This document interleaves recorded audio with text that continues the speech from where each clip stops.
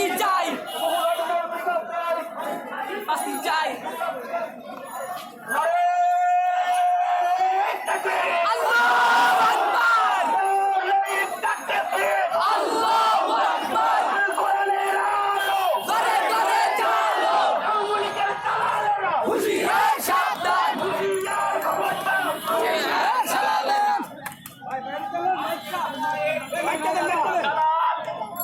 তাদেরকে আমরা প্রতিহত করেছি, যেতে বাধ্য হয়েছে। তারা শেখ হাসিনার দূষণ, বিশিষ্টের তার দালাল ছিল। তাদেরকে হুঁশিয়ার করে দিতে চাই, বাইতুল মুকাররম তো দূরের কথা, বাংলাদেশে তাদের জায়গা হবে না।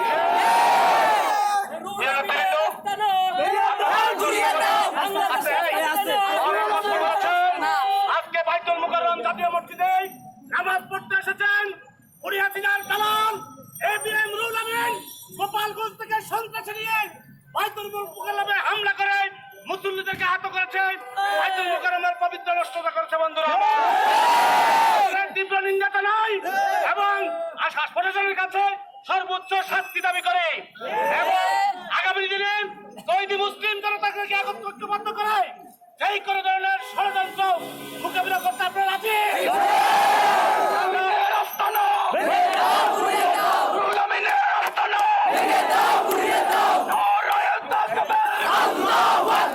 সংগ্রামী ভাই এবং বন্ধুগণ, সংগ্রামী মুসল্লিয়ানে কেরাম, আমাদের অনেক মুসল্লিয়ানে কেরাম আহত হয়েছেন, অনেককে আমরা হাসপাতাল পাঠিয়েছি। দেশবাসীর জন্য, দেশবাসীর কাছে তাদের জন্য দোয়া চাচ্ছি। সাথে সাথে যারা ষড়যন্ত্রকারী, যারা হলো জালিমের যারা দূষণ, তারা এখন তো শেষ হয়ে যায়নি, প্রতি সপ্তাহ আমাদেরকে সতর্ক থাকতে হবে। পর্যন্ত দেশে সেই স্থিতিশীল পরিবেশ না হয়েছে, আমরা প্রশাসনের প্রতি আহ্বান জানাবো।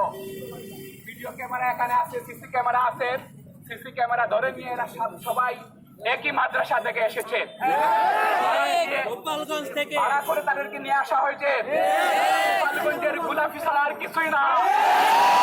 পরিচয় তারা ভারতের দালাল, পরিচয় তারা স্বৈরাচারের দালাল।